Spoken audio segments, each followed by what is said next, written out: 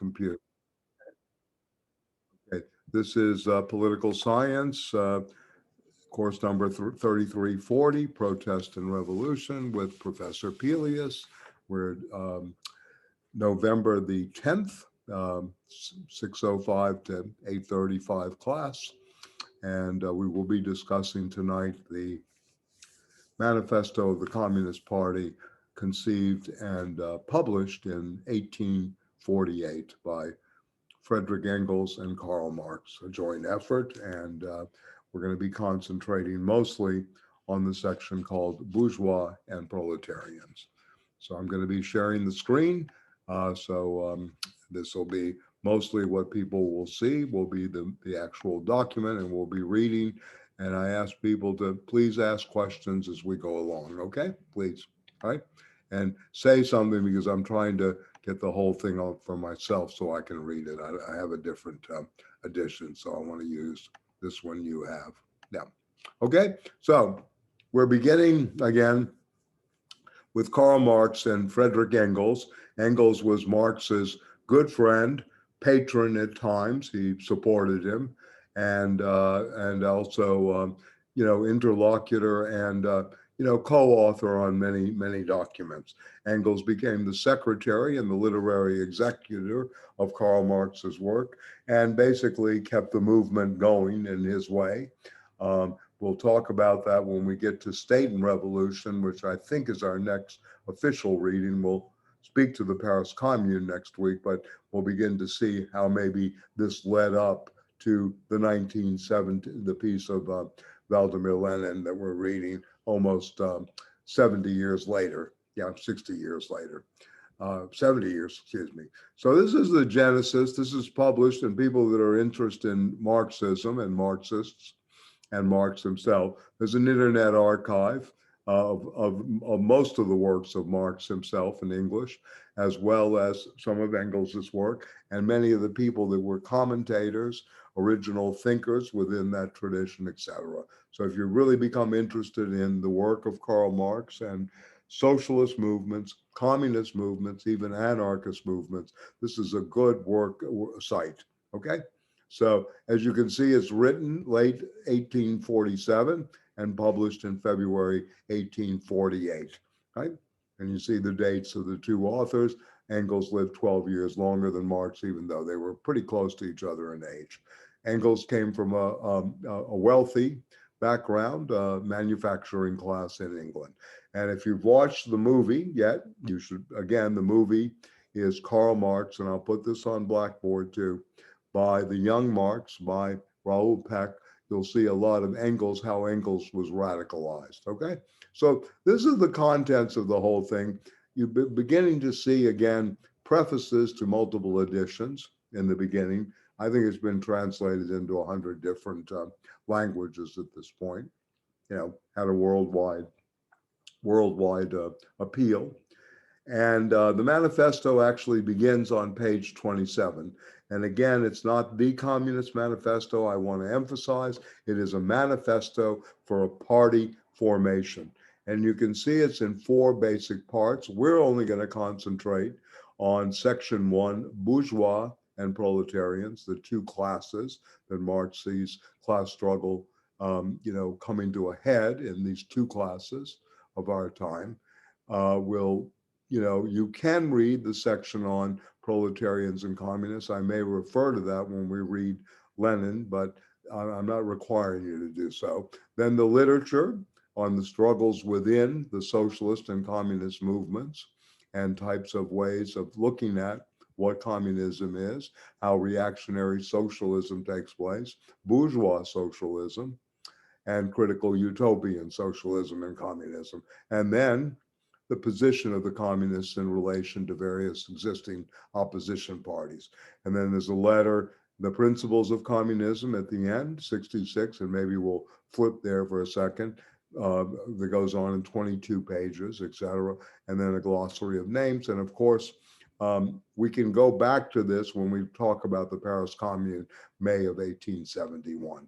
And maybe you can read that if you have time. Will give you a better understanding. But I'll probably lecture on the Paris Commune to most, next week. Okay, so I'm going to flip all the way to the actual document.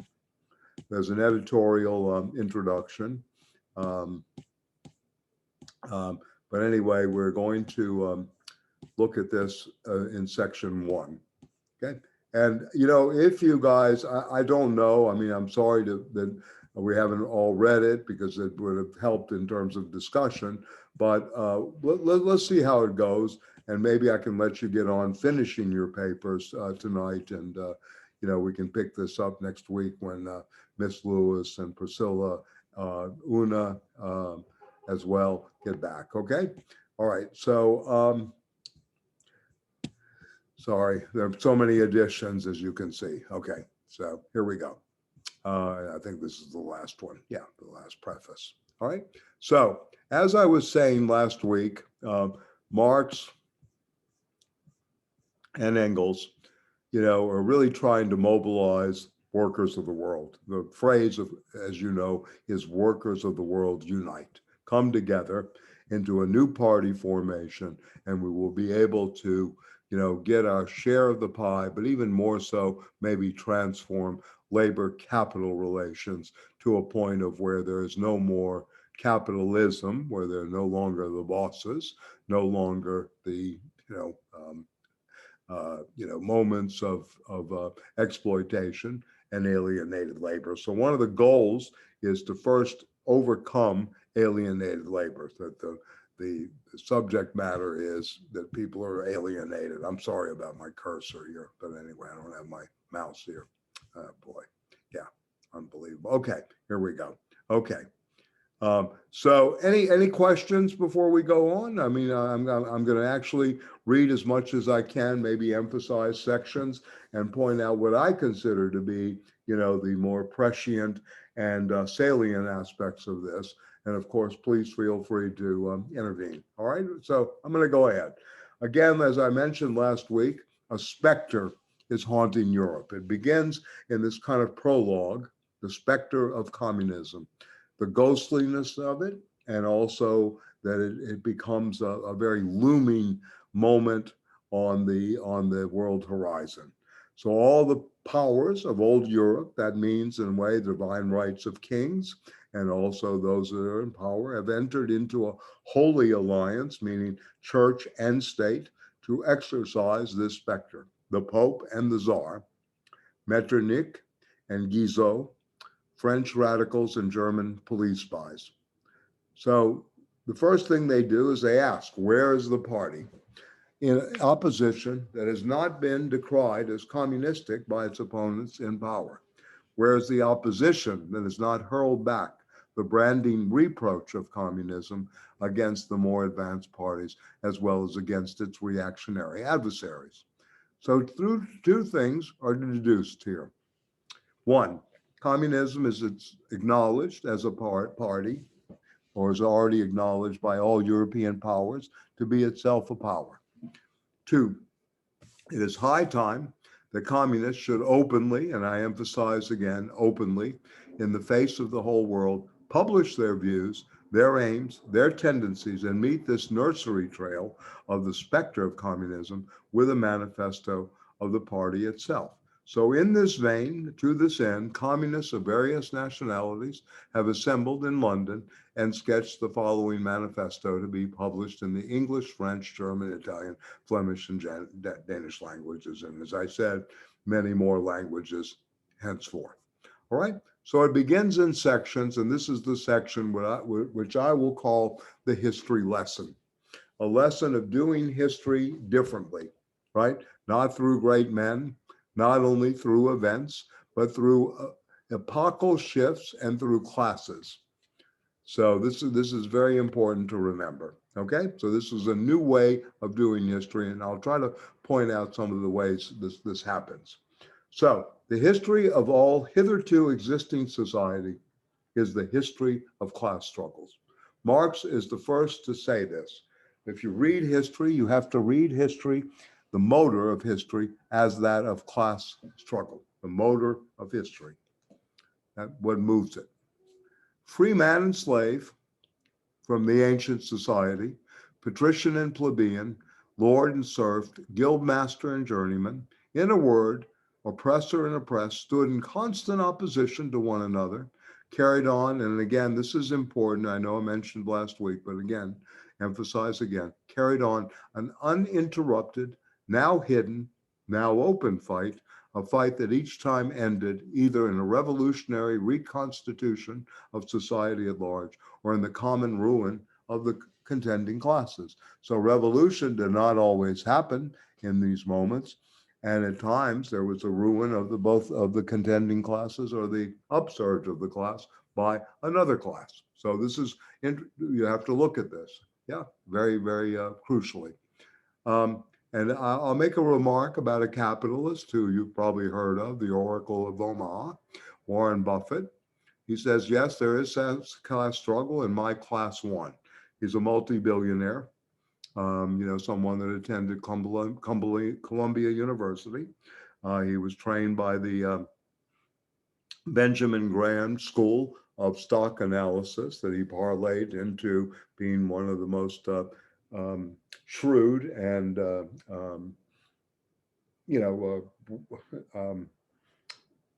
successful stock pickers and traders of all time in the stock market in that capitalist game.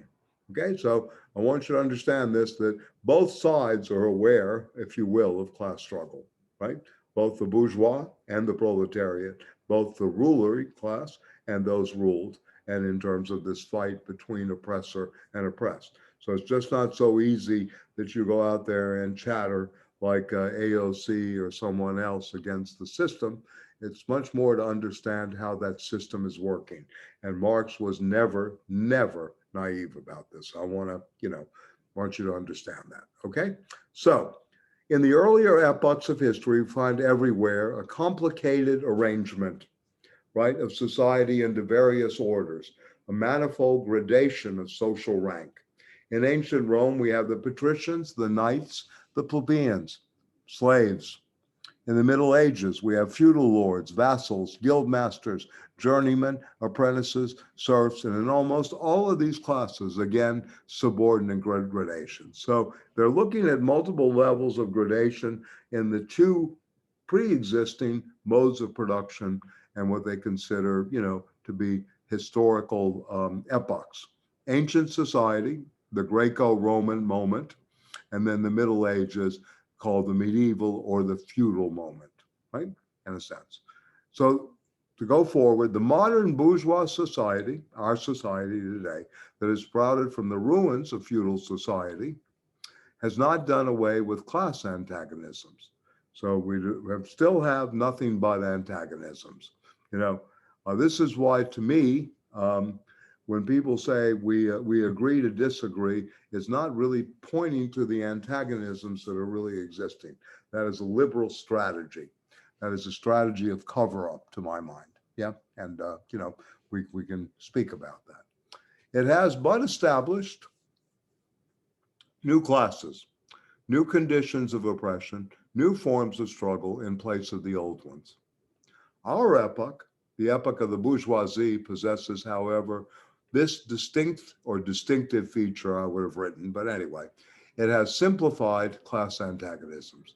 Society as a whole or a totality is more and more splitting up into two hostile camps, my mistake. Two great hostile camps into two great classes directly facing each other, bourgeoisie and proletariat. And Marx capitalizes for a reason, because classes are capitalized in the historical struggle. There is the stake, if you will, of capital. From the serfs of the Middle Ages sprang the chartered burghers of the earliest towns. From these burgesses, the first elements of the bourgeoisie were developed. The suburban small businessmen, the shopkeepers, those who had little small, businesses, etc. The beginning of this burgher class began to spring this new merchant class called the bourgeoisie. Then there's a shift here to what's happening in the world. The discovery of America, the rounding of the Cape of Good Horn, opened up fresh ground for the rising bourgeoisie. the East Indian, the Chinese markets, the colonization of America, trade with the colonies, the increase in the means of production and in commodities generally, gave to commerce, to navigation, right, to industry, an impulse never known before.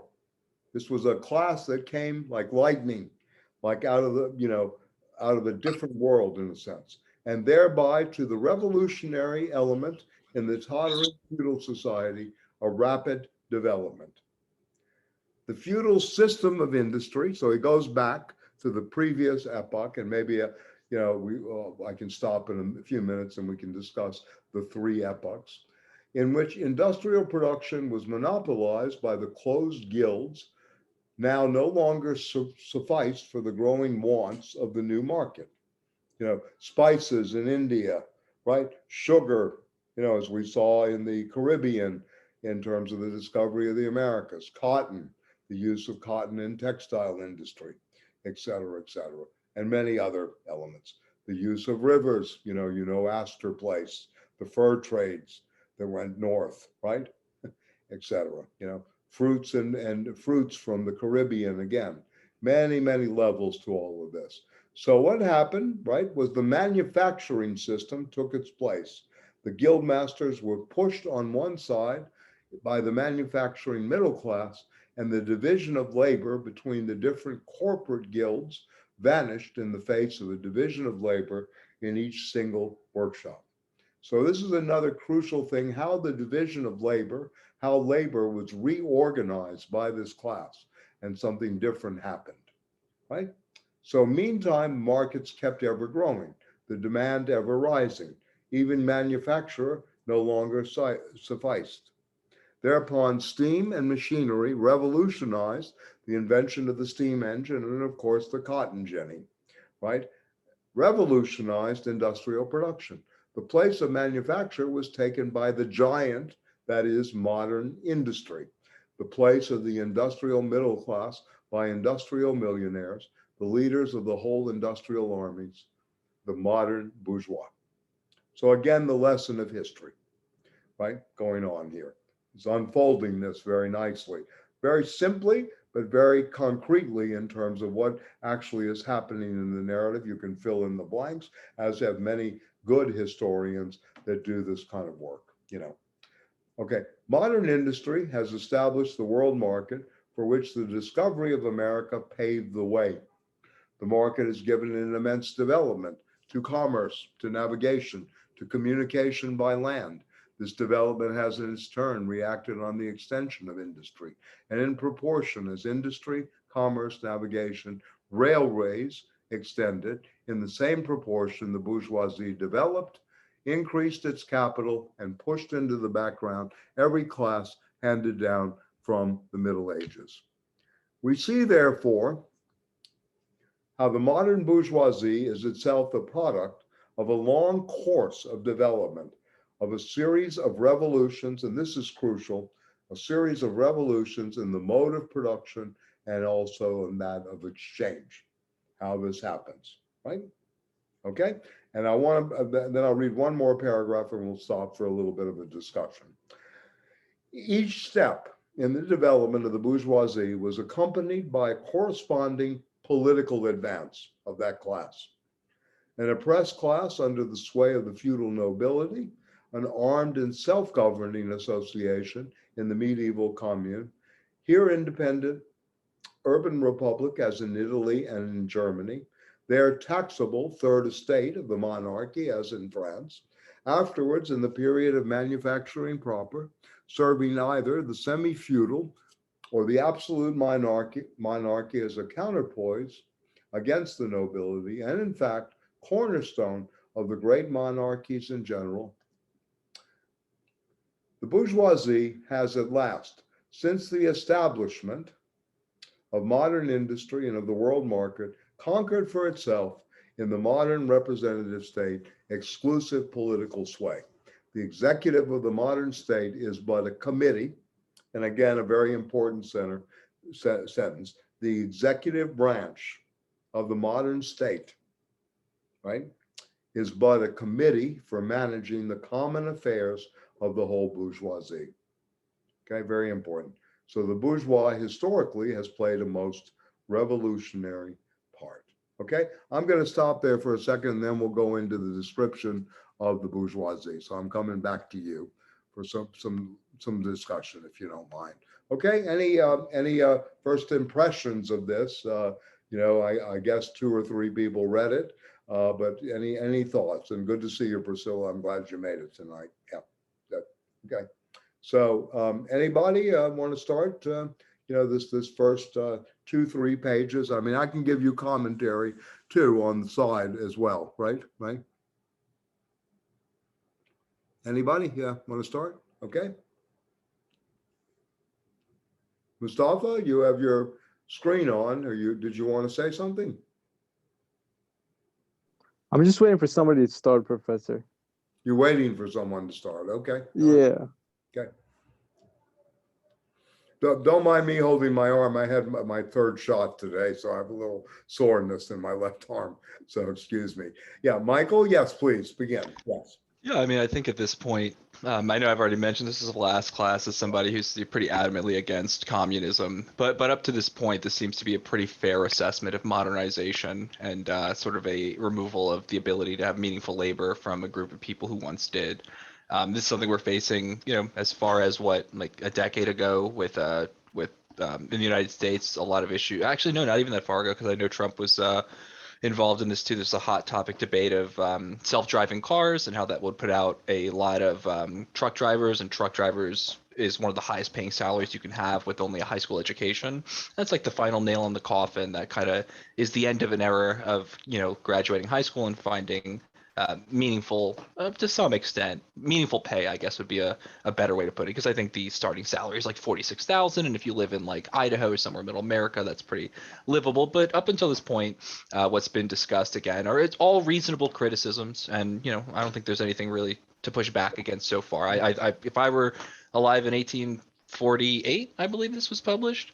Yes. And I'm sure I would have a very similar view of things as they were happening, as far as Germany goes. So I think it's all that's agreeable very so far. fair on your part and very perceptive. If one lives in 1848 and hears this, they say, yeah, wow, yeah, this is exactly what's coming down and where we are in history in many ways. Okay, good. Thank you, Michael. That was a very good opening. Some other people, please, that maybe, I mean, just from what I read, I read the first, I guess 7 or 8 paragraphs, right? And what about this whole notion of, yes, Anna, yeah, please, yeah, great. Hello, my Right. internet is a little laggy, so let Yes. me know if I'm I've cut admitted off. you many times tonight. Right. I know, I'm so sorry. Revolving door. Yeah, I got it. Okay, no problem. Please, yeah. But I guess this is like, I believe like my 2nd time reading it and like delving more deeper like into this reading. But I guess like just talking about the first part, like that last line that you just read that actually was the one I was just thinking about before this class, is that like how our even to this day, like how he predicted, how creepy it is to me that he almost like predicted the executive branch like are basically managing the businesses, like big businesses are have so much say in our own government. That's, I guess, like what really stood out to me. Like we can see that right now with Jeff Bezos and Amazon, and how he consistently like exploit the system. And I know you're going to go about that later on, how the bourgeoisie, once they've exhausted all like riches basically in one area, they're one of the things that he says is they can go ahead and go to some other place and exploit a new system. So as somebody like coming from the Philippines, like this whole like globalization like going on, coming here in America, where I worked as a call center agent, and I got paid like very minimum wage, and then like I'm seeing my friends in the Philippines who are working the same job and they're getting paid so very little. not, I can't even compare, like it's not even a day's worth of what they earn. And it's crazy to me that they think that it's such that they're so thankful that those American companies like came to them, but they have no idea. I don't know if they have no idea or something, but like I guess there's that thing that they don't realize that they're being exploited, so much. Like now that I've experienced like the differences of standard of living. So Very that good. was my take. Very good. No, that's a very good opening too. I'm going to relate, just extend what you said with a little anecdote. There's an old story about the Huffy Bike Company. When I grew up, you had a Huffy bike, and you trained on the tricycle, then you went to the bicycle, etc. And their plants were in Illinois. And the story goes, in the 1980s, Huffy Bikes, was looking for better, labor conditions. They were too unionized in terms of their manufacturing of the bikes.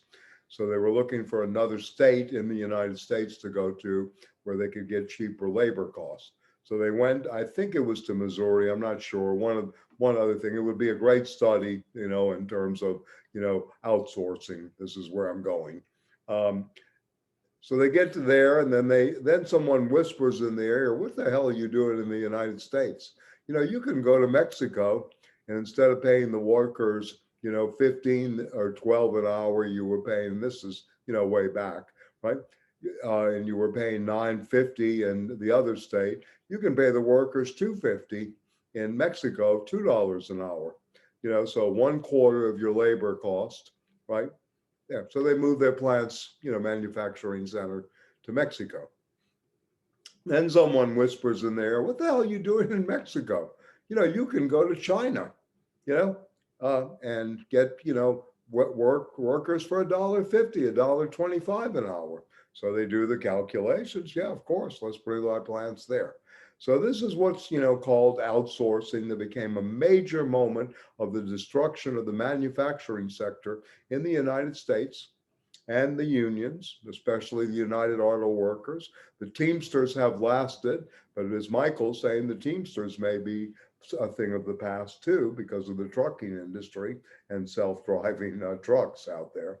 So we're going to have that operating as well. So I think this illustrates somewhat your point, Hannah. In the Philippines, someone is probably making, 25 cents of the dollar you're paid, right? Or maybe even less, right? If I'm not mistaken. Yeah. And That's an accurate, description. yeah. Okay. So good. Okay. And yeah, I mean, in a way, that 25 cents on the dollar doesn't spend so well either, because I'm sure there's inflation in the Philippines too, right?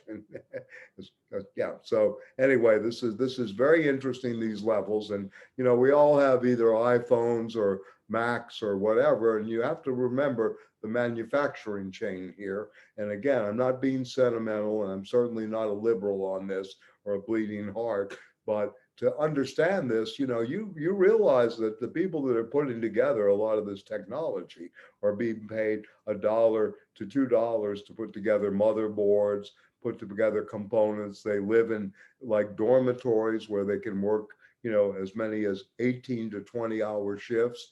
Then they eat in the dormitories, sleep a little bit, then go back to another long shift of work. So this is very important to keep in mind in terms of the globalization that's going on, that I think Marx anticipates very accurately. I think he's kind of reads like a prophet in many ways about what will happen in this class struggle, and how, new markets, the bourgeoisie is never satisfied. It has to always expand, look for new markets, etc., and new levels of exploitation. Okay, Mustafa, I'm sorry. I thought Hannah and Michael had great comments.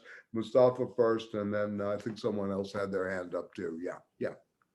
I think I would argue that there's pros to communism. Like, for example, Listen, let me just say this. This is not communism. We're trying to understand what they're saying here and make it applicable for today.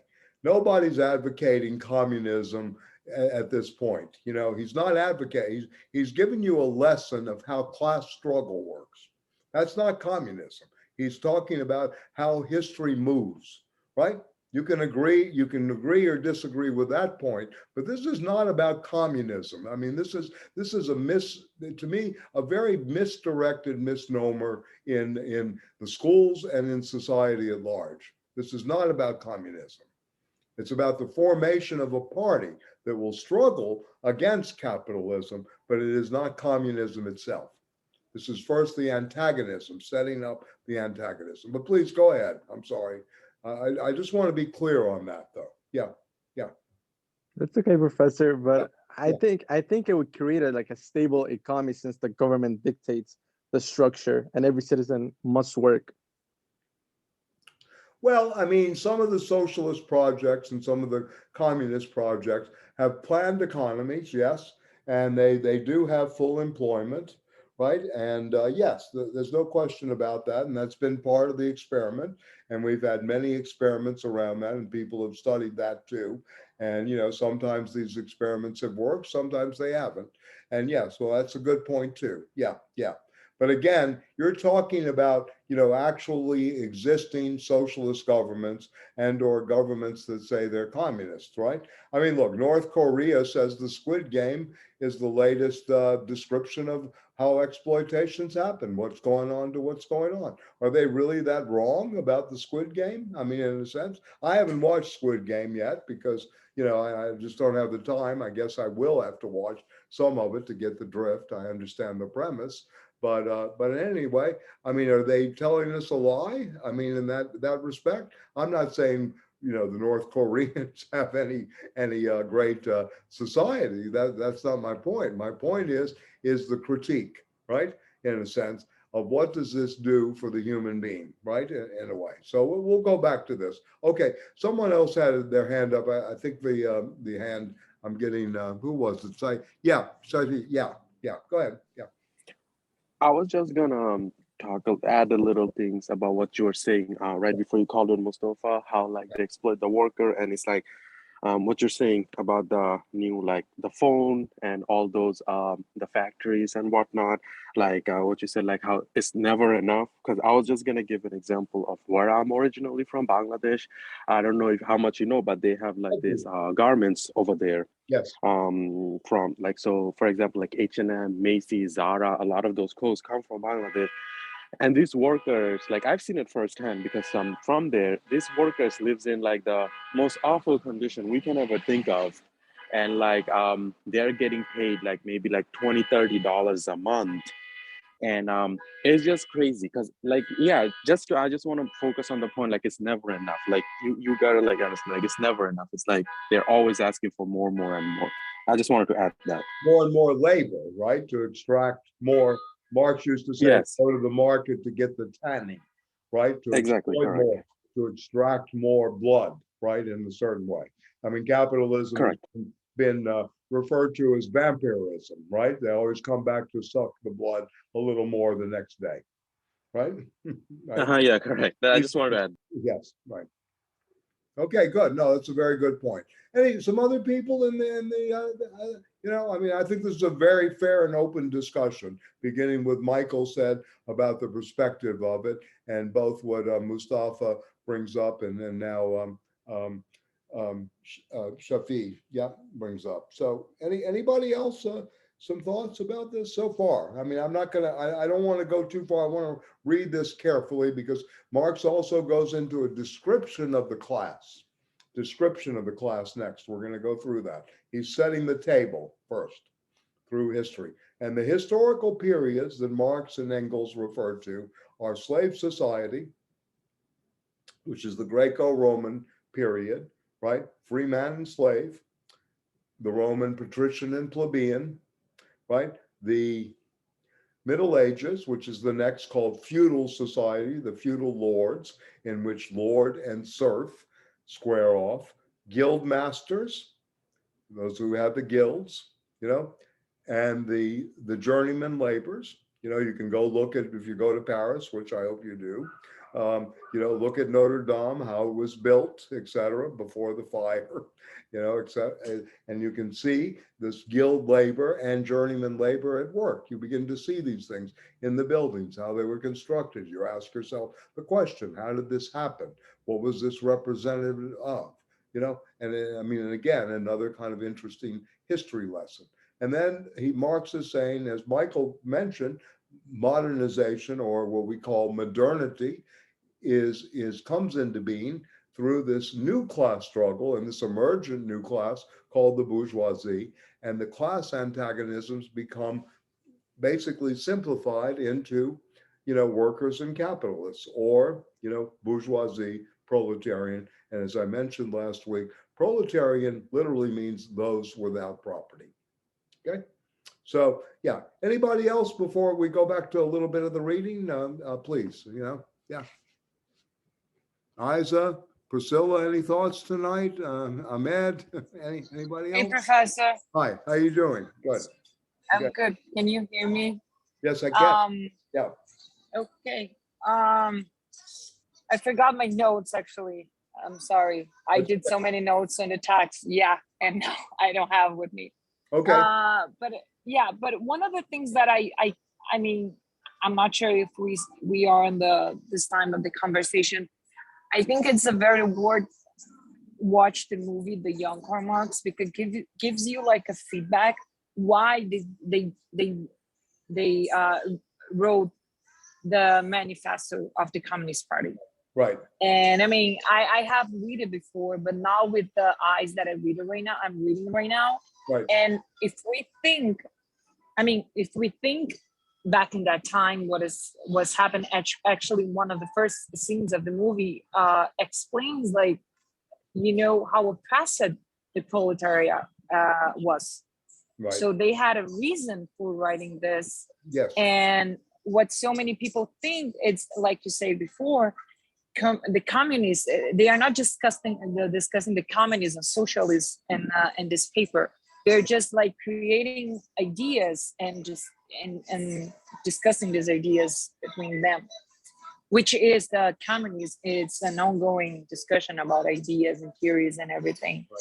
So I think it's like very reasonable. We read the paper and understand how oppressed the proletariat was, and see that the industrial revolution as like a key point for the bourgeoisie oppress the proletariat. I'm not sure about that. Yeah. No, very, very good point. There are many revolutions in production and in exchange, and the first moment of capitalism was mercantile period, right? The discovery of the Americas, et cetera, where the merchant capital, is really operative, right? At the same time, bank capital starts in some ways, and one of the reasons the Arab world did not develop as fastly as the Western world, and there are many reasons for this, but certainly on the political economic level, is because the Quran forbids interest-bearing loans. It forbids usury in a way, whereas John Calvin, the Swiss thinker, allowed this to happen, right? To say this is okay. This is okay with God. To charge interest on the money, and this may be the beginning of God as money, and usury. So that's one aspect of this. The next phase of capital, of course, is the manufacturing sector, and then that morphs into industrial, and we're on the cusp of industrial technological capital now. And again, you guys should have courses on how the modern workings of speculative capital work. I mentioned this earlier tonight with Warren Buffett. Speculative capital, and Marx has a whole section on what's called fictitious capital. Stock markets are based on future earnings. It's always futurely valued, right, et cetera. It has nothing to do with capital in the here and now. Maybe how it's allocated, but ultimately it's about a projection of how the system will continue. So the system will fight tooth and nail to defend itself, obviously. So I want you to think of this too. There are many developments in capital and capitalism.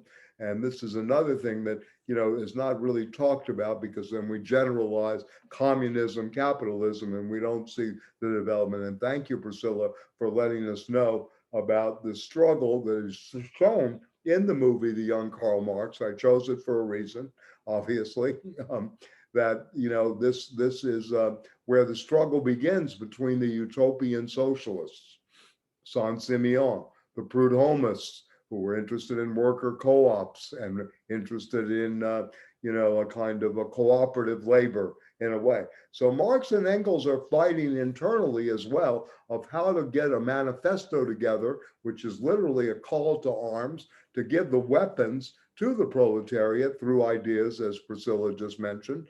This is what they're struggling with. Yes, go ahead, Priscilla. Yeah. No, and Professor, it's so interesting when you watch the movie, and then when Ingo's dad is on the factory asking, like, please, who doesn't want to stay here in this factory can go. And then Mary, which is gonna turn Ingo's lover in the future, she'll laugh, and then maybe 2 or 3 people left. But on the other hand, maybe 90% of the people stay. So that's what the manifest try to say. Very good. It's they don't have a option for, right. And I'm just trying to make a connection with, I live in US, and I don't want to define me and get in this discussion right now about if I am capitalist or not. But sometimes they don't have like nothing. They don't have the power of voice. They don't have nothing. So what Marx did was like giving a voice for them to try to change the situation, to be oppressed all the time. Because they don't see a way. Yeah, very well put. Yeah. Like today, like it's easy to say. The voiceless, power to the powerless, yeah. Right? We must have hope for those. We have hope because we want hope for those who are without hope. We're trying to give hope. Yes, that's a very, very good point. Giving voice to the voiceless, right? Giving power to the powerless, to the impotent, right? How do you do that in a certain way? And that raises the phrase that the capitalist bosses love to use, troublemaker.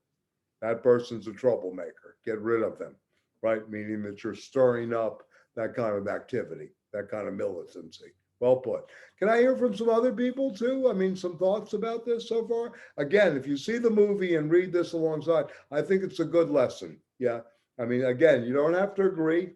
And, again, I'm not, saying that this is the only way forward. It's certainly, to me, I mean, as a professor and as someone that's studied this for many, many years and thought about it, that this is probably still the best critique, constructive critique of our system, at least in terms of its descriptive analytic power. Whether it's an alternative, as Mustafa was saying, communism, or Michael would certainly, I think, argue against that too, is another story. That's a very open question, and a question that I myself have not, finalized or come to an end point in my own mind. And again, I've been studying this for a very long period of time. I was the first exposed to this document at 14 years old in a history class. So anyway, yes, Michael, please. Yeah.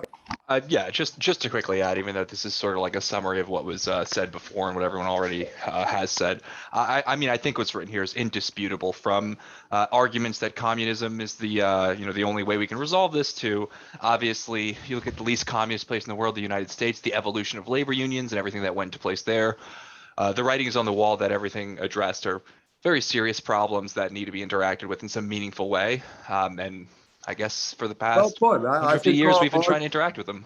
Yeah, I think Karl Marx himself would agree with you and applaud you on that remark. Yeah, we'd get along in that one area. In that area, you would get along beautifully. Yes, indeed. That's well done. Yes. Anybody else, some thoughts? And I'll go back to the text and read it a little more. I'm sorry, I'm just getting chilly. The temperature went down here in my place. Anybody else? Yeah. No. So we have the Philippines, Brazil, the American, and I think, Mustafa, you're Egyptian, right? Yeah. Right? We have those Yeah, perspectives. Professor. Yes.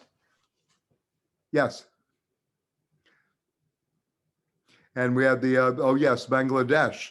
Right. We had that, and that very well put, because there's a real struggle in the garment industry and in that manufacturing struggle in Bangladesh. Big time. Big time. Yeah.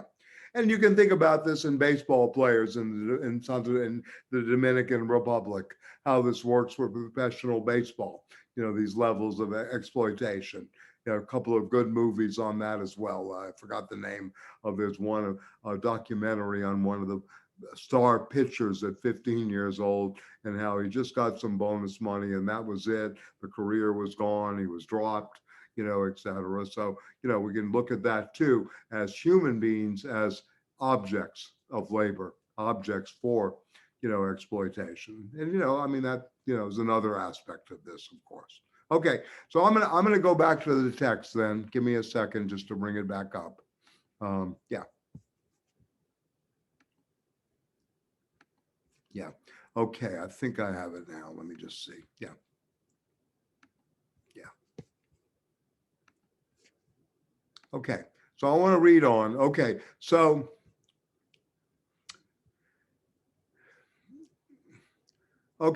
this is the descriptive part, the next part, right, of who the bourgeois are, well, the bourgeoisie, right?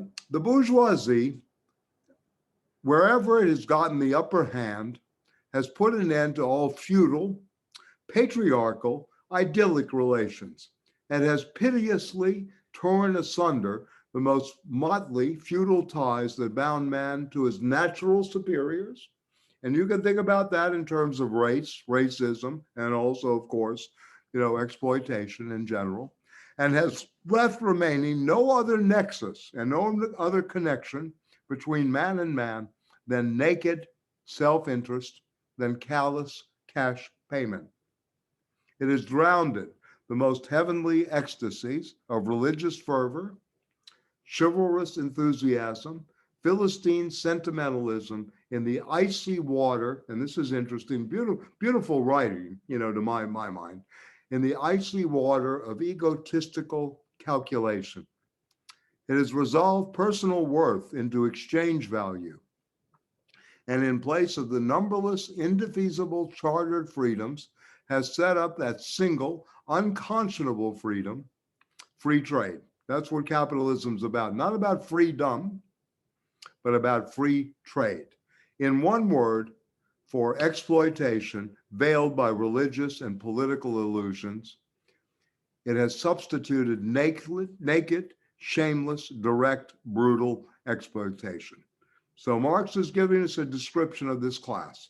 So let's go on a little further, and you can look at this in today's life and in our everyday life today. The bourgeoisie has stripped of its halo every occupation hitherto honored and looked up to with reverent awe. It has converted the physician, the doctor, the lawyer, the priest, the poet, the man of science into its paid wage laborers, right? To its paid wage laborers, right? The bourgeoisie has torn away from the family its sentimental veil and has reduced the family relation to a mere money relation. So the bourgeoisie has disclosed how it came to pass that the brutal display of vigor in the Middle Ages, which reactionaries so much admire, found its fitting complement in the most slothful indolence. It has first been to show, or it has been the first to show, what man's activity can bring about. It has accomplished wonders that far surpass the Egyptian pyramids, the Roman aqueducts, the Gothic cathedrals, and it has conducted expeditions, that put in the shade all former exoduses of nations and crusades. The bourgeoisie, and this is very important for us to remember today, and a lot of my friends on the left forget this all the time, but this is a great lesson of a 30 and a 32-year-old man at work here. The bourgeoisie cannot exist without constantly revolutionizing the instruments of production. If you want to write in the margins, planned obsolescence. Your iPhone will be out of date in 3 years. Yeah, your computer's built to last 4 to 5 years before the new software doesn't, work or it slows down, et cetera, et cetera. Constantly revolutionizing the instruments of production, thereby the relations of production, and with them, the entire whole relations of society. Conservation of the old modes, and again, this is a crucial term in Marx, modes of production in unaltered form was, on the contrary, the first condition of existence for all other earlier industrial classes.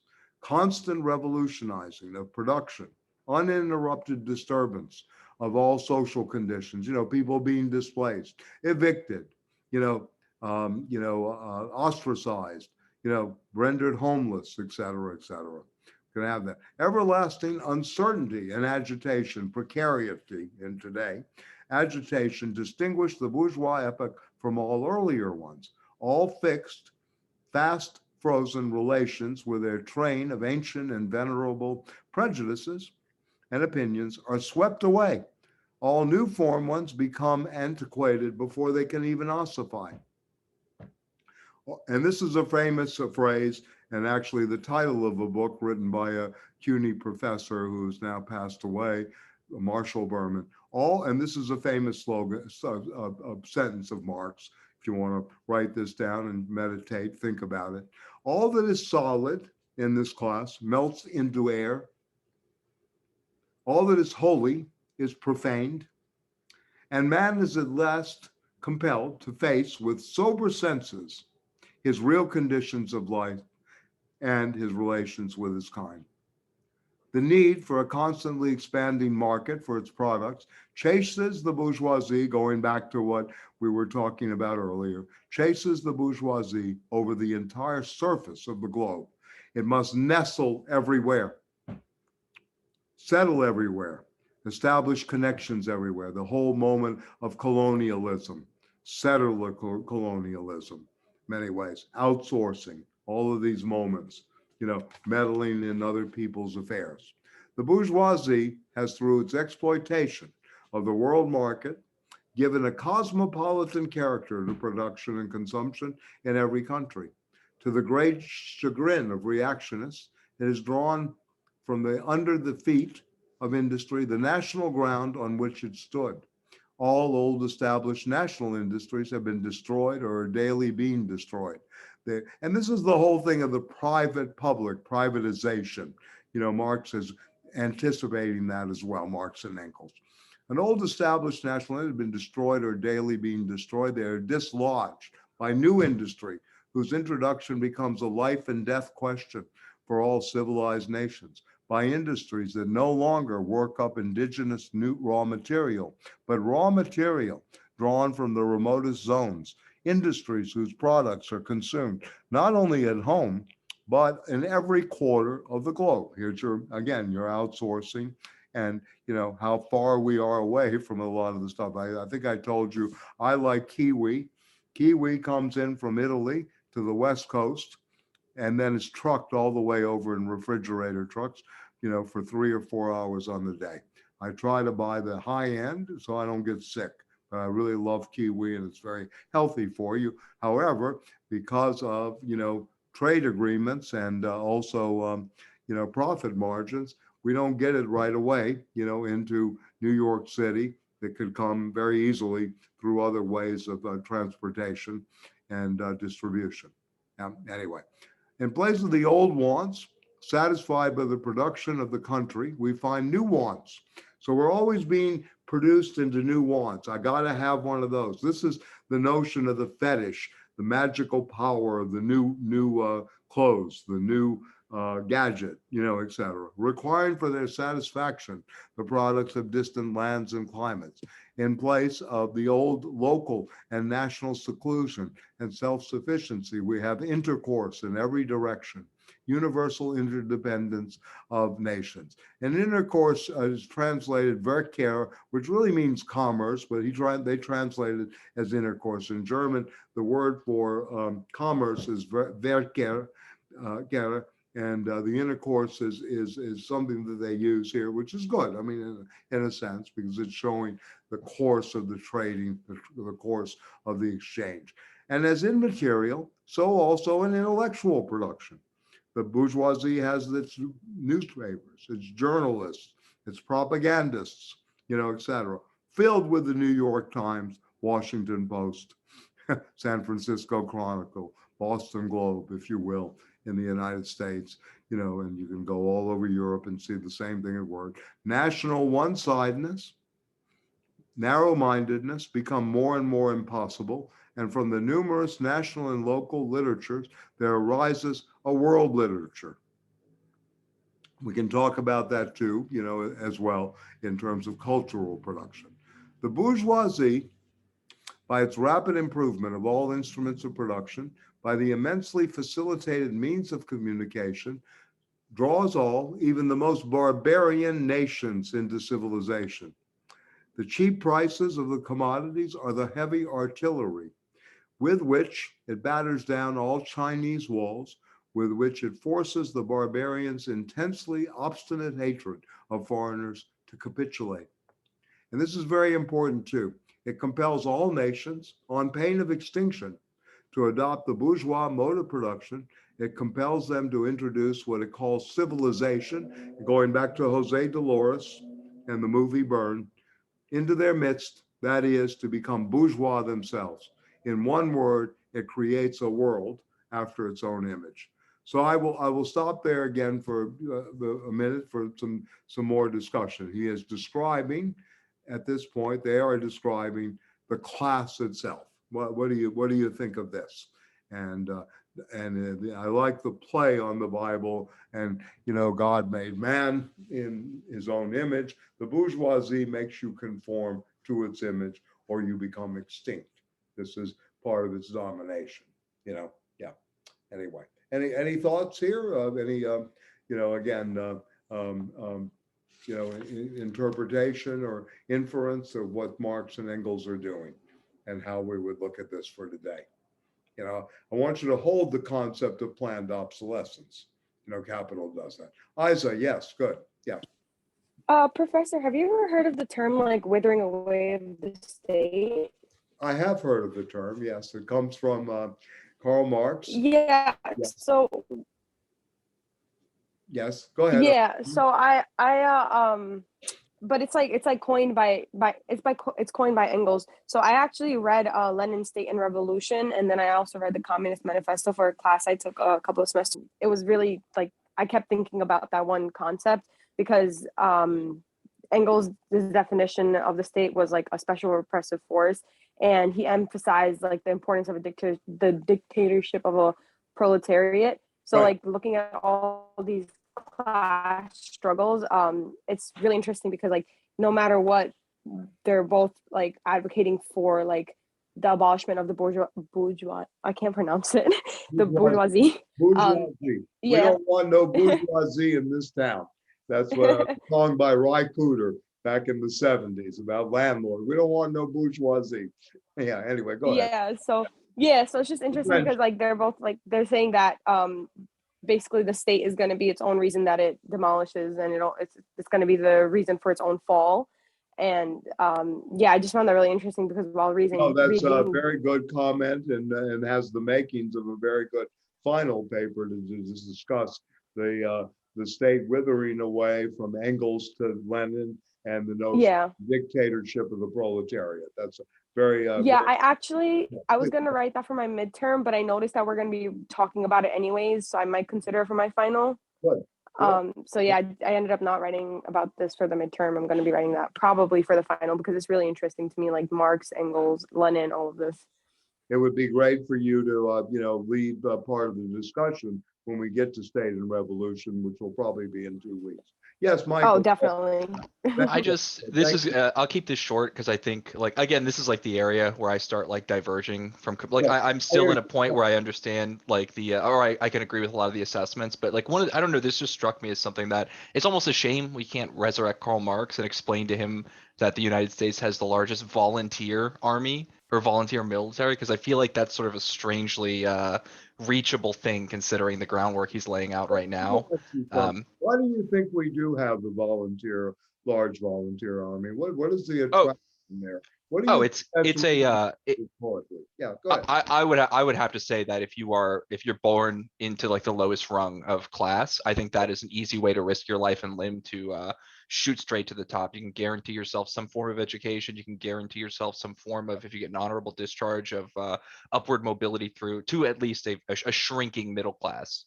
Right. Guaranteed pay. So, but I do think that like bringing up the fact that we have such a large volunteer military is in one end, I'm sure, very perplexing. Yeah. Because you'd imagine in a world's edge, I mean, we're 150 some odd years removed. One ought to assume that everyone would be to a point of education where, if you follow like Marx's expectation of human perception, you would think that we would be in a society where no one would join the military.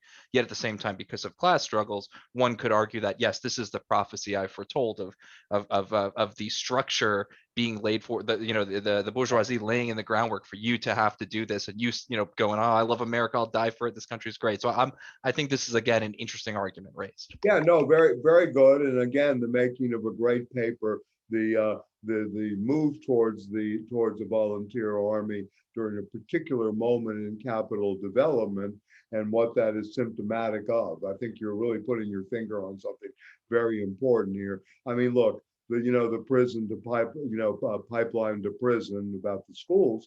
Well, in some ways, there are 2-3 choices that face a lot of high school students in lower class areas. You either become a drug dealer, gang member, drug dealer, or you join the army, or you just completely self-destruct. And this is a very sad commentary on our society in a way, right? That the jobs are not there and the education is not there, that really creates these conditions for so much of a volunteer army. Yeah. And this was the stroke of genius that Richard Nixon had, by the way, in the United States, to turn the anti-war protesters during Vietnam and all the subversion that was going on about the draft and all that, to eliminate the draft and make it volunteer. It basically, in my opinion, killed protest. To my mind, this was a brilliant move by the right. Brilliant move. In the 1970s. Anyway, we can go back to that. But Michael, that's a great paper talk, if you would like, and something that is really very under-theorized out there. Yeah. So thank you for that. Ms. Marte, you want to say something? I see you are intently, yeah. Any thoughts about this tonight? The cat has left you alone for a few minutes? Or? Yeah, I put him away. Okay, cool. I mean, well, I agree with the volunteer. I don't know. I drifted into thought and I started thinking about like tax misallocation. Like I don't. You mentioned something about private. What is it? Privatization. Private. Instead of the government fixing things. For example, your student loans are privatized, right? Yeah. The government does not guarantee you free education, which it does in some countries, right? Especially in Germany, France, yeah. Right? I think that could be applied to cities as well. And that kind of contributes to the class struggle is like, I mean, but you hit the nail on the head. So I was just listening to you guys go back and forth because you were talking about like the school to prison pipeline, and then Michael talked about the volunteer. Yep. Yeah, I'm sorry. I was just. Oh, it's okay. No, I'm glad. I mean, I hope it's relevant. I mean, I'm trying to make it as relevant as possible because I think this is a very interesting document. And Michael really started the discussion in a good way on its level of critical analysis. Right. This was very good to kind of set the table tonight, to kind of give us something to work with. To my mind, again, the Marx's analysis, and some of the extensions of, and again, I've studied this a long time. I've also studied the other side, Milton Friedman, the Chicago boys, I've read books such as Capitalism and Freedom. I find them very superficial historically compared to what this is.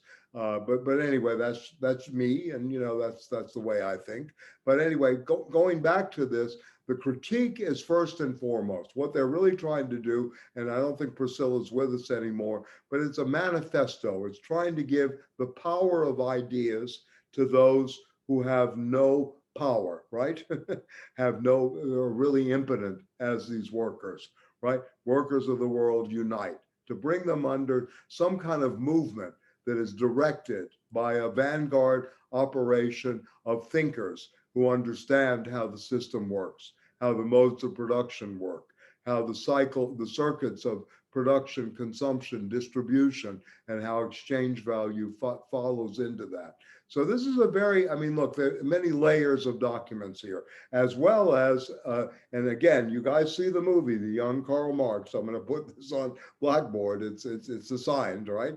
That, you know, you will see the struggle inside the movement too. Who is going to win the hearts and minds, if you will, of the workers, right? Is it going to be the watered down socialists? Will it be the workers' co-ops? Yeah? Or will it be a very powerful party that can lead the struggle against, you know, the worldwide control by the bourgeoisie or against the bourgeoisie?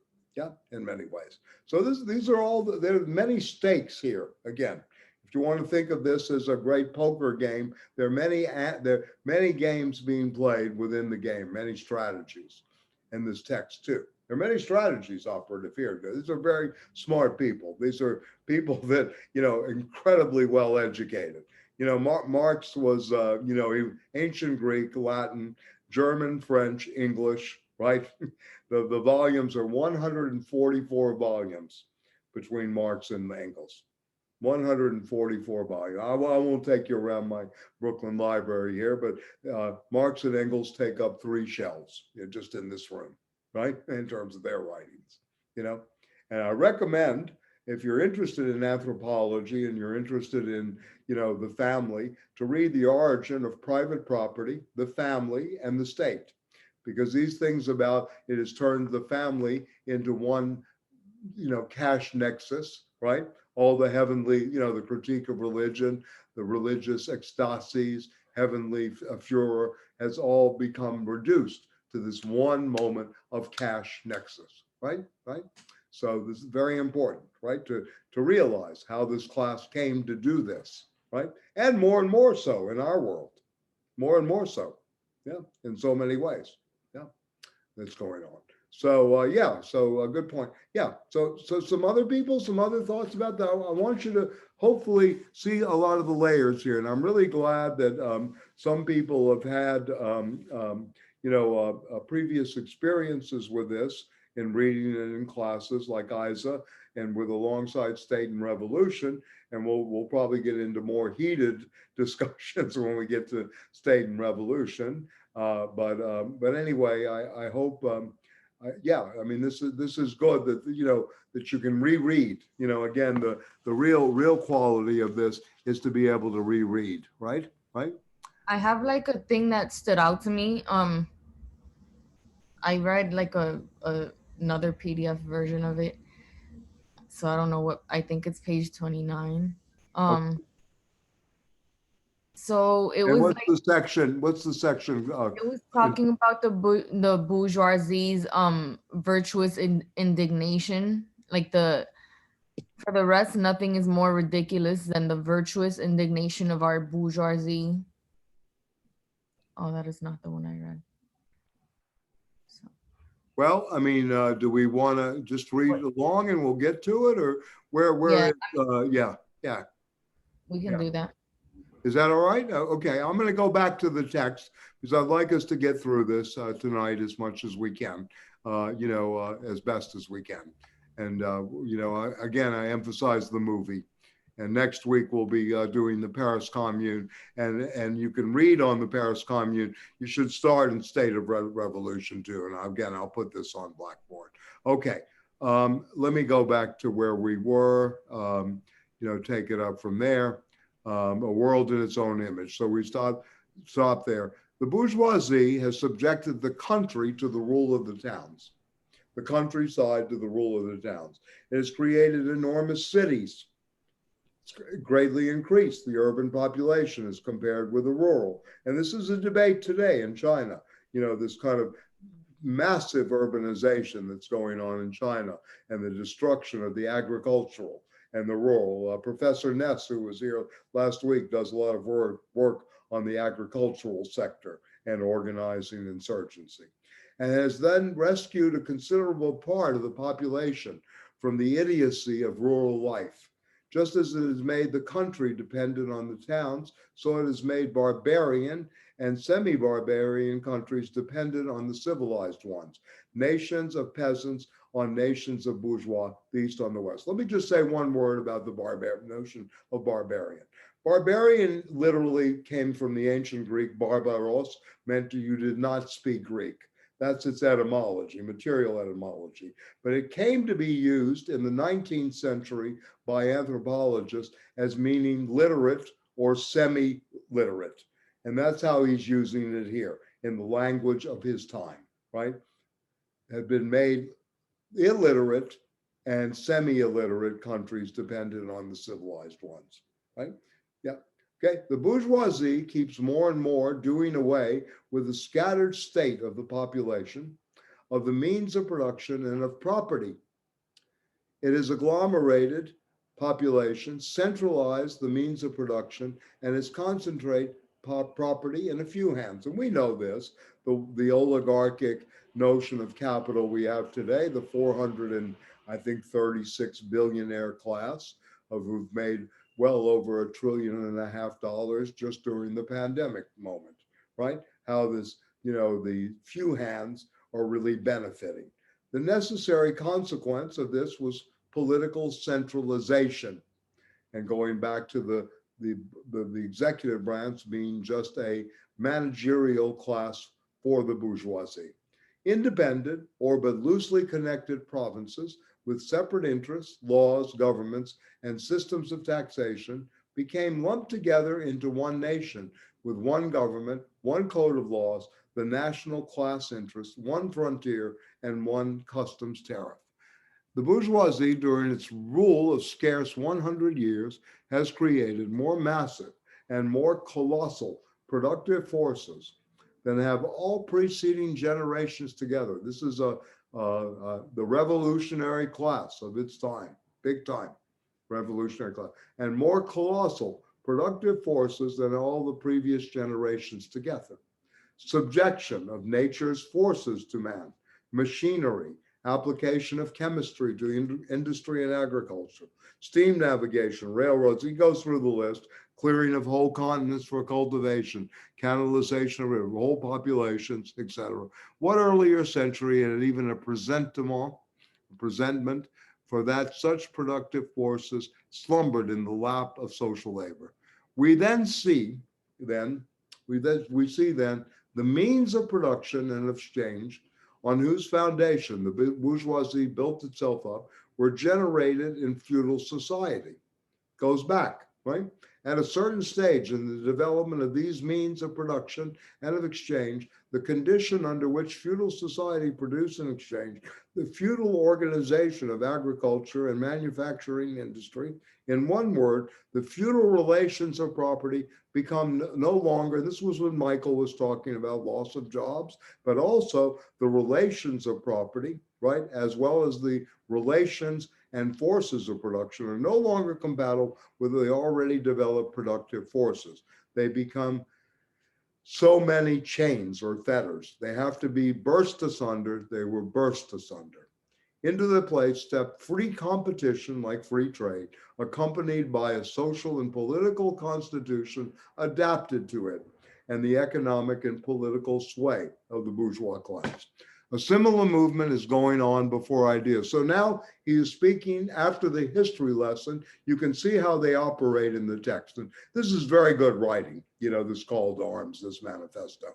They've unfolded this movement of description of this class, how history is operating. And now they're going to talk about the movement going on before our eyes. Modern bourgeois society, with its relations of production, of exchange, and of property, a society that's conjured up such gigantic means of production and of exchange, factory life, you saw this in Engels in the movie, some of you saw young Karl Marx, is like the sorcerer who is no longer able to control the powers of the netherworld, which he had called up by his spells. Very nice simile there. Yeah, but no longer able to control the powers of the netherworld, whom he has called up by his spells. For many a decade past, the history of industry and commerce is but the history of the revolt of modern productive forces against the modern conditions of production, against the property relations that are the conditions for the existence of the bourgeois and its rule. It is enough to mention the commercial crisis that by periodical return put the existence of the entire bourgeois society on its trial, each time more threateningly. In these crises, a great part not only of the existing products, but also the previous created productive forces are periodically destroyed. We have to get out of this business. We have to destroy this. This is archaic. We can't compete anymore, right? In these crises, there breaks out an epidemic that in all earlier epochs would have seemed an absurdity, the epidemic of overproduction, the crisis of overproduction. Society suddenly finds itself put back in a state of momentary barbarism. It appears as if a famine, a universal war of devastation, had cut off the supply of every means of subsistence. Industry and commerce seem to be destroyed. And why? Because there's too much civilization, too much means of subsistence, too much industry, too much commerce. And by the way, think about the people that are overeducated and job hungry. A tremendous class out here, the overeducated, you've got cab drivers with PhD, or Uber drivers. It's amazing what's gone down in this society in some ways, how this works. The productive forces at the disposal of society no longer tend to further the development of the conditions of bourgeois property. On the contrary, they have become too powerful for these conditions, by which they are chained again, fettered, and so soon as they overcome these chains, they bring disorder into the whole of bourgeois society, endanger the existence of bourgeois property. The conditions of bourgeois property, society, are too narrow to comprise the wealth created by them. So how does the bourgeoisie get over these crises? And this is a very interesting part too. How does the bourgeoisie, the class, or in other words, ruling class, overcomes crisis? On the one hand, by enforced destruction of a mass of productive forces. On the other, by the conquest, outsourcing, 1970s, and this has been studied as well. Why is it that Hannah makes 4 times what her fellow workers who do the same tasks as in the Philippines? What went on in this outsourcing? The exploitation of old ones, the new markets. That is to say, by paving the way for more extensive and more destructive crises, and by diminishing the means whereby crises are prevented. The weapons, and this is very important, I'm going to stop here for a second, just so we have a good understanding, and then we'll go to the final part of this. The weapons with which the bourgeoisie felled feudalism on the ground are now turned against the bourgeoisie itself. So the rest of this will be about the existence of the proletarians for 2 or 3 pages. We'll go to that after a little short discussion here. Okay? Yeah. Okay, so anybody, some comments here, or maybe we've covered a good part of it. Yeah, up to you. Yeah. Because we can go on to the weapons too. Yeah. Anybody, some thoughts? Does this, again, does this unfold nicely for you? Are you able to see, what they're really doing? The logic, if you will, of the manifesto. Yeah. Anybody? It's clear, Professor. It's what? It's clear? Yeah. Good. They're, Good. Okay. they're doing a good job kind of separating the classes in terms of like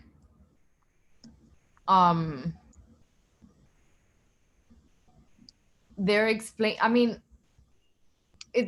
it's a good observation because it's something that you can draw parallels to, where it's like the means of overproduction. But I feel like right now, are we producing, like, what are we producing as a as a country? Like, what are we exporting? Well, we don't really have a big export community So now. we're like That was part of the Trump rhetoric, make America great again, to turn us back into this, but nothing was fulfilled on that basis. Yeah. yeah. So I think I keep losing my train of thought. I'm sorry. I That's can't. okay. No problem. Yeah. I'll go on to Michael, yeah, and then Mustafa, yeah. Yeah, so far I believe this is illustrating the cost of the cost of private property in regards to businesses and private capital, the inequity caused by it, and the cyclical nature of this process. And that's illustrated in time up until this point, and a lot of fair arguments can be made that how that still is the case to this day. I'm trying to be like super fair. I got the from what you said earlier, I'm assuming we don't want to have an argument about, 1848 communism in today's society, because this is a No, whole, it'll be an I extrapolation of agree with you. 150 years. I'm in complete agreement. We're on new frontiers now, and that's the conversation. I'm not an evolutionist in terms of, this will develop into a new thing. And that point well taken, Michael, definitely. Mustafa, you want to say some more? Yeah. I could add some. So even now we could argue that machinery, like, oh, I lost my thought for a second. Okay. Like machinery are replacing humans. Well, yeah, that's cutting the quality of labor. Yes. Let me just mention something to you. I have read, most of Marx at least once, right? The production of his literary and, political economy, his anthropology, et cetera, et cetera. And if you read from notebooks that he wrote in 1857, the winter of 1857, during a financial crisis, the Bastiat-Carey moment in the development of capitalism, a banking crisis, and loaning too much, etc. He writes a piece of it's translated as Grundrisse. It was discovered in his notebooks. He speaks about, in a section called Fragment of Machines, how the automated society will come into being. Okay? Not again that we're advocating for communism, but to show the density of this man's thought, and also the ability to see what might come down, this kind of futural projection based on observation in the moment. Okay, so you're right. I mean, the machine is replacing, and has been, and Michael began with this in terms of the self-driving cars and the elimination of the $48,000 starting salary for some truck drivers that may live in Utah and can have a pretty good living that way, or make a pretty good living, and et cetera. Not to mention very good pension programs that the Teamsters created over the years. So yeah, no, point well taken, the automated society. And what does this mean to our era? And we'll go there a little later. Digitalization, right? What is happening in the digital economies and the digitalization of everyday life, financialization and digitalization of everyday life. Marx is dealing with forces of productions here. He's dealing with forces and relations of production, modes of productions, and relations of production, as well as revolutions and exchange, right? So this is where he is right here now, right? He is not yet dealing with finance capital, which emerges as another dominant moment in the World War I period. And we'll speak to that when we get to state and revolution as well. Yeah. Okay. So good. All right. Anybody else want to make a comment? Some people that haven't spoken. Isa, you have any other insights into this? You were great in terms of your connections made earlier. Yeah. No, Professor, not right now. I've just been listening. Okay. All right. Good. Okay. All right. Okay. You guys understand the precondition for feudalism, is to overthrow the ancient society, right? The precondition for capitalism is the overthrow of feudalism, right? And that's where they're going ultimately, is the precondition, and this is where we're going to go back to the text now. The precondition for the overthrow of capitalism, of course, is a communist organization and movement, right? Okay, we've lost a lot of people tonight, but anyway, it's being recorded, so I guess people can pick up that way, yeah. All right, so let me get the text back up and we'll try to finish, and we'll finish a little early tonight because of the lack of people here, still here. Okay, so here we go. All right, towards the end here, the weapons, right? Entire sections, right? Yeah, the weapons are given to the proletariat by the bourgeoisie itself. The entire sections of the ruling class or by the participated into the proletariat, or at least threatened in their conditions of existence. These also supply the proletariat with fresh elements of enlightenment and progress. So the bourgeoisie, the Enlightenment, and the notion of progress is something that has to be taken up by the proletariat. It's not like you're just overthrowing them and say, our way or the highway. No, you're learning as you go forward how this class operates, what you can take from it. It gets a little more militant here, but I want you to understand that, Finally, in times when the class struggle nears the decisive hour, the progress, and Aisha, this is for you too, the progress of disillusion going on within the ruling class, in fact, within the whole range of all society, assumes such a violent, glaring character that a small section of the ruling class itself cuts itself adrift and joins the revolutionary class, the class that holds the future in its hands. Just as, therefore, in an earlier period, a section of the nobility went over to the bourgeoisie, so now a portion of the bourgeoisie goes over to the proletariat. In particular, a position of the bourgeois ideologists who had raised themselves to the level of comprehending theoretically not only the one side of the movement as a whole, but both sides, the historical movement as a whole, right? These are class traders. These are people who go to the other side. This is very interesting what he's doing here, in a sense, to understand the dialectics of history, right? Of all the classes that stand face to face with the bourgeoisie, the proletariat alone is a revolutionary class. The other classes decay and finally disappear in the face of modern industry. The proletariat is its special and essential product. So he now talks about the invention. This next section, you could mark in your notes, is the invention of the proletariat as a class. Marx does that. He invents the proletariat, one of his contributions to historiography, to political theory, etc. The invention of the proletariat. The lower middle class, the small manufacturer, the shopkeeper, the artisan, the peasant, all these fight against the bourgeoisie to save from extinction their existence as fractions of the middle class. They are therefore not revolutionary, but conservative. Nay more, they are reactionary, for they will try to roll back the wheel of history. If by chance they are revolutionary, they are only so in view of their impending transfer into the proletariat.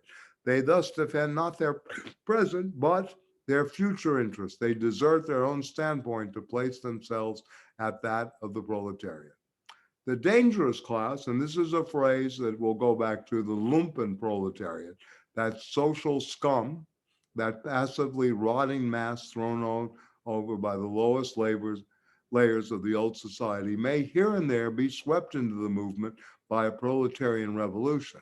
Its conditions of life, however, prepare it far more for the part of a bribed tool of reactionary intrigue. Here, the antagonist is the Mysteries of Paris, the novel written by Eugene Sue, about how the lower classes, the scum, the lumpen, such as the homeless, the people out on the streets, et cetera, can be part of a movement. For Marx and Engels, no, they're not workers. They're thinking about the proletariat as a worker, not the lumpen, that underclass that is out there with nothing, because they can be easily bribed, bought off. In the condition of the proletariat, those of old society at large are already virtually swamped. The proletarian, and this is the definition in Latin, is without property. His relation to his wife and children have no longer anything in common with the bourgeois family relations, modern industry labor, modern subjection to capital. The same in England as in France, in America as in Germany, has stripped him of every trace of national character. Law, morality, religion are to him so many bourgeois prejudices behind which lurk in ambush just as many bourgeois interests. All the preceding classes that got the upper hand sought to fortify their already acquired states by subjecting society at large to the conditions of appropriations. The proletarians cannot become masters of the predictive forces of society, and this is crucial, except by abolishing their own previous mode of appropriation and thereby also every other previous mode of appropriation. They have nothing of their own to secure and to fortify.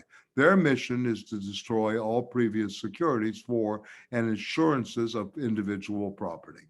So this is Marx talking about that the revolution in some senses is about the abolition of private property, and we can talk about that as well and go back to Edmund Burke and John Locke in this respect in terms of, some reference points. All previous historical movements were movements of minority or in the interest of minority. The proletarian movement, and this is important, the movement itself is the self-conscious, independent movement of the immense majority in the interest of the immense majority. What is good for the working class? The proletariat, the lowest stratum of our present society, cannot stir, cannot raise itself up without the whole superincumbent strata of official society being sprung into the air. Though not in substance, yet in form, the struggle of the proletariat with the bourgeoisie is first a national struggle. As Michael mentioned, the labor unions, those was a national struggle that began in the 1930s after the Great Depression, and then led to the formation of the National Labor's Relation Board in 1935, which some people still consider a cop-out. The proletariat of each country must, of course, first settle matters with its own bourgeoisie, with the bosses in the country. In depicting the most general phases of the development of the proletariat, we trace the more or less veiled civil war raging within existing society up to the point when that war breaks out into the open revolution and where the violent overthrow of the bourgeoisie lays the foundation for the sway of the proletariat. This is Marx and Engels both calling for the violent overthrow of the system. There's no question about it. It's in the language in the manifesto.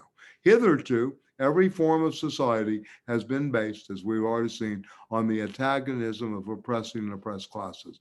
But in order to oppress a class, certain conditions, and he's looking at conditions, must be assured to it under which it can continue its slavish existence. Why do we remain slaves? I'm writing a piece, a book-long project called The Techniques of Servitude. Why do people desire their slavery more than their freedom? What puts them into that position, that slavish and that slave consciousness, slave morality? The serf, in the period of serfdom, raised himself to membership in the commune, just as the petty bourgeois, under the yoke of feudal absolutism, managed to develop into a bourgeois. The modern laborer, on the contrary, instead of rising with the process of industry, sinks deeper and deeper below the conditions of existence of his own class. He becomes a pauper, and pauperdism develops more rapidly than population and wealth. Going back to what Hannah had mentioned earlier today, et cetera, about the Philippines. More rapidly than population and wealth. And here it becomes evident that the bourgeoisie is unfit any longer to be the ruling class. Can they manage anymore? Or they've gotten to be so mediocre that they cannot really run things anymore, and to impose its conditions of existence upon society as an overriding law. It is unfit to rule because it is incompetent to assure an existence to its slave within its slavery, because it cannot help letting him sink into such a state. Inflation's doing this to so many people, so many people. The prices have gone up. In case you guys haven't noticed, food is up 10, 15%. Rents in New York City going up again, right? All during the pandemic, right? It has to feed him instead of being fed by him. Society can no longer live under the bourgeoisie, in other words, its existence. Of course, Marx is trying to rally the troops, but at the same time, he is really discussing this in a very intelligent manner, of which we can extend to today. The essential condition for the existence and the sway of the bourgeois class, what justifies their existence in the world, is the formation and the augmentation or increase of capital. The condition for capital, however, is wage labor. Wage labor rests exclusively on competition between the laborers. The advance of industry, whose involuntary promoter is the bourgeoisie, replaces the isolation of the laborers due to competition by the revolutionary combination due to association.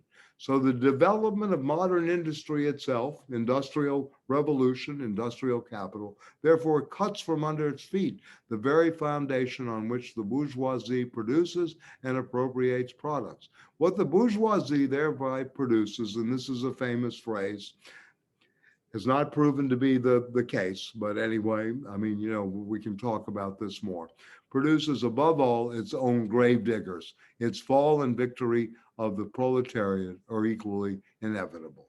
Okay, so this is the end of part one. We'll have a short discussion and then I'll let you go, since I know you're midterms and we're in that phase of the semester where people aren't fully there at some levels. Anybody want to make a comment on this? This section is really inventing the proletariat. Michael, again, yes. Yeah, so this is something that comes up quite often in any conversation with either like an armchair politician, but the concept of eradicating private property. I'm curious about your opinion on this. Do you think what is being pushed forward here is solely the sort of change in terms of how we see private ownership in regards to corporations, companies, and business? Or do you think, and again, this is something that comes up in a lot of more modern conversations, that neither you or I should have private property? Do you think more so the argument is against sort of conglomerate ownership of private property versus the individual? Do you think the proletariat is still seen as an individual who gets to have a house, a picket fence, and all the laws we have today? And that's sort of like a misnomer of what that was meant to be? Yes, I agree with you. I think that they both would understand that, you needed property, right? And that property would be a house, right? Ownership, possession of things, right, et cetera, the ability to reproduce, a healthy family, all of these things would be on the agenda. Yes, there is an argument against the big bourgeoisie and, here, and which you said, the agglomeration and conglomeration of capital into what we call today the transnational corporations. They would be horrified by this, but they saw it coming, in many ways. So yes, I mean, but again, it's not about the accumulation that you need a place on the Greek islands, you need another place in Paris, you need another place on the Spanish coast, you need a place in Latin and South America, as a part of your homes, and that this drive for the accumulation. So in some ways, yes, there is this kind of notion that, that yes, one should have property, right, in that way. But property is not to be gotten by expropriating, right, a class of people. This is what they're really against, this exploitation and expropriation. And that this class, this proletariat, those without property, could appropriate property, that those conditions were created. So yes. So when George Bush said the ownership society, that did not apply to everybody, right? In a sense. That's a slogan, if you remember, right? So anyway, but yeah, very good point. We'll go back to this. It's a very crucial argument in Marxism in a way. I'm against the state takeover of everything and the state to be in ownership and distributing. That to me centralizes way too much power in the state. I mean, the question, I guess, for your generation, are you going to be able to afford to live in New York City and buy yourself an apartment or buy yourself a house in the future, even based on today's salaries? Yeah, Mustafa, go ahead. Yeah. Do you think we will be expecting a recession with inflation? expecting. I think for some people, we're in economic depression. It depends on what class you're in. I mean, people that own stock, have pension funds that are, well managed, if you will, have made off like bandits during the pandemic since the decline. I think the low point in the markets, I have to double check this, was either May of June of 2000, after that, tremendous drop, excuse me, drip is probably better. Anyway, drop from March of 2020, I guess around March 15th, when it was clear that COVID-19 was for real and that we would be, in a sort of semi-lockdown for a while. That took about 3 months, and then it's been pretty straight up if you look at charts. Michael can help us with this. If you look at Economy's booming right now, honestly. Our economy's doing great. Yeah, yeah. So this is how fictitious capital, and we'll talk about this later, financialization is working here. But a lot of people don't participate in this. In the United States, there are people that have $1 million in equities beyond their houses, right, in a sense, are on the Merrill Lynch, whatever it's called, Bank of America list right now. As clients, right? The clients you go after, the $1 million. That represents 3 million people in the United States, a little less than 1%, who have $1 million in equities, right? And bonds, right? Yeah, things that could be converted into cash other than housing, right? Yeah, etc. So that's the population that's benefiting from this, and then the people that have pensions ranging from city pensions to state pensions to that of corporate 401ks, Roth and traditional IRAs. All of these things have gone up considerably because of this abstraction of speculative capital, how it's moved. So yeah, Mustafa, to answer your question, yes. For some, the recession is here, and really in a way an economic depression, because most people are up to the wazoo in debt. Yeah, they live on debt. I'm going to use my credit card, for this or that. I'm going to use this to do this. I'm going to finance this, et cetera, et cetera. So this is part of the consumer society at work. So we can talk more and more about this as we go forward, because I think they're on to something here. Yeah, very much. So we have two things to discuss, such as the private property issue and the abolition of private property, as well as to discuss this notion of to whom does these moments really benefit? To what class is benefiting from something? One way of reading stuff. The corporate tax, very, very little movement on that in Congress. Wonder why, from Marx. Yes, Hannah, please. Yeah. Because when you were talking about like private property, it just made me think about like how we are at now with regards to that, where at least my generation have like the lowest home ownership compared to previous generation. And I've also read an article where companies like Zillow, big companies, are actually buying homes at a high rate right now ever since the pandemic started. So they're out buying first time buyers in buying these homes, and then they would go ahead and rent it out at such a high price to people. So they're pushing people like us and future generations, like again, out into the market to that. And it's just crazy to me that these companies like can buy these houses at such a large rate, like that they're like how is this even legal? Like that they're considered as an entity, like a person that can just like outright buy a home. Right. I guess since Yeah. so good point. Yeah, please go ahead. I'm sorry. Yeah. Oh no, that's just my take on it. I was never just thought gonna that say, we would get one of the conditions for that is what's called quantitative easing. Interest rates are very low. So the big companies can go out and borrow money at 1%, pick up these things. They already have a portfolio of properties that they can mortgage or put up as collateral for these things, and then do this, yes, and they can accumulate again. So this brings up another level of the class struggle, the rentier class. How do you pay rent, right? What is rent about? How does this rentier class operate in the society? So I'm glad you brought that up. So we have the rentier class as well, right? That is developed out of this moment, in this real estate. The economy, one acronym that is used, finance, insurance, real estate, FIRE. It's a FIRE economy. So Mustafa raised the question of recession. Well, again, not to people involved in the FIRE economy. There's no such thing as a recession. No, a recession in terms of investment banking, not really. I mean, they have all kinds of new games and gimmicks that are going on. Maybe I can give a short lecture, and Michael certainly can join in because I know he knows something about this.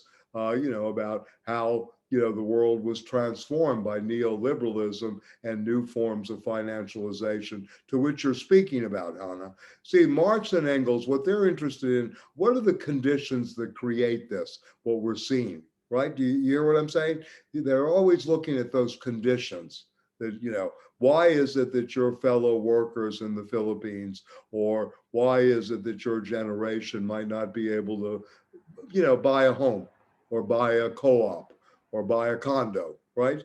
In New York, I mean, in my neighborhood, I've watched real estate value go up in the last 20 years by 300, 400%. Salaries did not go up 3 or 4 times. I don't make what I made, back then, 3 or 4 times as a salaried employee, excuse me. Yeah. Anyway, yeah. So, no, I mean, again, we'll go back to that point, but I'm really glad you brought it up about real estate and your generation. Can you really afford to live in New York City? Or are you going to be forced out? Are you being gentrified out? Right? That's another question you could ask. And why should you be? Since you're being educated here, you're learning the terrain, why should you be displaced? This is another question that Marx and Engels are asking in between the lines. Yeah. So Hannah, you want to say something, or yeah? I mean, you've raised a really, really good. Oh no. That's pretty much it. I wanted I don't know, like I was hoping somebody else would chime in or something. I don't know. Okay. That's just my. All right. Good. Okay. Yeah. All right. And Michael, you had your hand up again, and I'll kind of sum up, and then we'll close for the evening. Yeah. Yeah, no, I mean, I was going to definitely like what you went over was definitely like the main bullet points. Not to completely play the devil's advocate, but there is like a general step ladder towards home ownership, and I think very much so more than ever now. The first level is renting to some degree. I see pros or positives to renting. I think it makes sense to rent an apartment short term if you're maybe moving to another location. I think it doesn't really make sense to own property. Let's say, like for example, to own a house maybe in the financial district. You have such a booming economy and so much work there. It would make more sense for areas like that to be more luxury rentals. I wouldn't see anything else to be done with that property at the price besides having more businesses. So there's some sort of like ebbs and flows to buying property and renting it, right? I don't feel so bad for the investment banker that pays $6,000 to live on the financial district, but I'm also understanding too there having to be some level of regulation for pushing people out that maybe grew up in a home. Personally, I'm from Park Slope. That's where I was born and raised. My family still owns a house out there, but I sure as hell can't afford the rent in Park Slope. So no, if you were now today, you're not going to be able to buy the $2 or $3 million brownstone, right? I mean, that's not happening. First of all, to get the down payment of 20% is already $400,000 to $500,000 in cash. Yeah, my grandma bought the brownstone for $35,000 in like 1940. So good investment, Grandma. Thank you. What street are you on, if I may ask? I have many. 11th and 4th. Yeah, sure. I know it well. Yeah, right. Okay. Yeah, I used to. Wow, thank you, Grandma. Yeah, Hannah. Yeah. Oh no, I just wanted to say, wow, Michael, that was thank you, Grandma, indeed.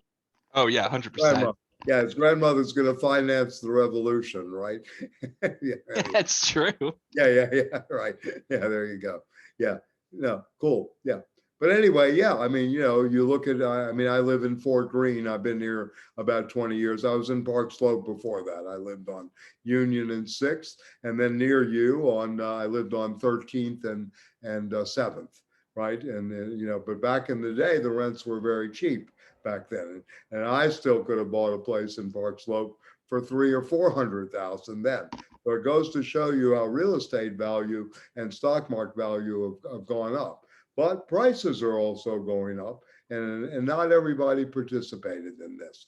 You know, home ownership was a possibility probably for your grandmother and your parents, but not so much for, you know, your generation as such, right?